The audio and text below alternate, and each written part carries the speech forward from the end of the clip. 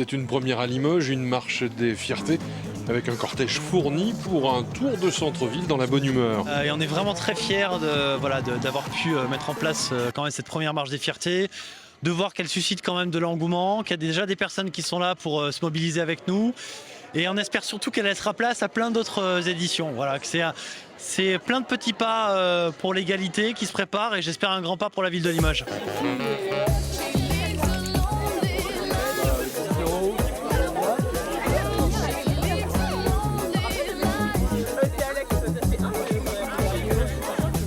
À Limoges, c'est soit des homophobes, soit des gays. Alors, il n'y a pas longtemps, ça colle pas, tu vois. Et alors moi je suis où?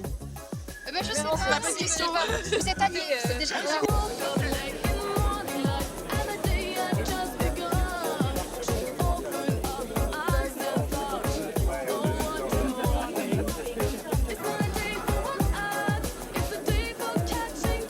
Moi, ça représente une finalisation au niveau de Limoges et de la visibilité au niveau des LGBT en Limousin et au fin fond de l'Aquitaine. La première ici, puis moi c'est aussi ma première Pride en fait auquel je participe, donc je sais pas trop quoi dire à ce niveau-là. C'est une bonne surprise tout de même. Bonne surprise, ouais, assez bien. Et puis moi je viens de région parisienne, donc je connais un peu le domaine et tout, mais non, c'est assez sympa. Les gens sont super sympas et ouverts et tout, donc c'est vraiment génial. Il y a un grand changement et c'est très positif en fait. Moi je suis très content de participer à ce premier événement en fait.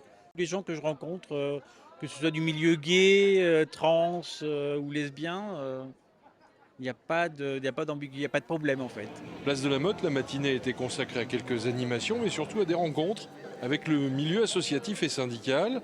Le monde du travail s'est emparé de la lutte contre les discriminations liées à l'orientation sexuelle, comme pour toutes les discriminations. Et nous luttons dans le secteur du travail contre toutes les discriminations. Alors, plus particulièrement dans le travail, mais au-delà, de manière sociétale. Vous savez, on porte une vision de la société, une vision d'émancipation. Oui, il y a du pain sur la planche, oui. Et donc là, vous voyez, à Limoges, c'est la première marche des fiertés. Donc, c'est pour ça que nous avons tenu à être présents pour cette première initiative. Et nous, aujourd'hui, en tant qu'association et salariés d'Orange, on permet à la direction de pouvoir avancer sur ces questions-là.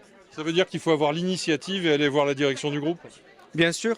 Nous, on a l'initiative et on fait en sorte de mettre en place des choses. Par exemple, pour la première marche des fiertés de Limoges aujourd'hui, on a proposé à Orange, des sites Orange sur Limoges, de faire une sensibilisation et un débat avec les salariés sur les LGBT-phobies et l'historique des marches depuis Stonewall. Tout près, la Maison de l'Europe tient son rôle de support de l'action européenne. On voit bien qu'il y a une différence entre certains pays de l'Union européenne, certains où les droits sont vraiment appliqués, d'autres où il y a encore beaucoup de progrès à faire.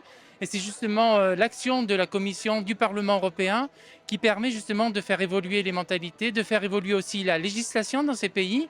Et par exemple, la Pologne, où il y avait des zones anti-gays, l'Union européenne a tapé du poing en disant « Ok, dans ces zones-là, plus de fonds européens ». Automatiquement, la mentalité a changé, les choses ont évolué. Donc l'Europe est là aussi pour essayer d'amener vers le haut et respecter plus les droits des personnes LGBT sur notre continent. Historiquement, je trouve qu'on a très mal communiqué sur les marches des fiertés.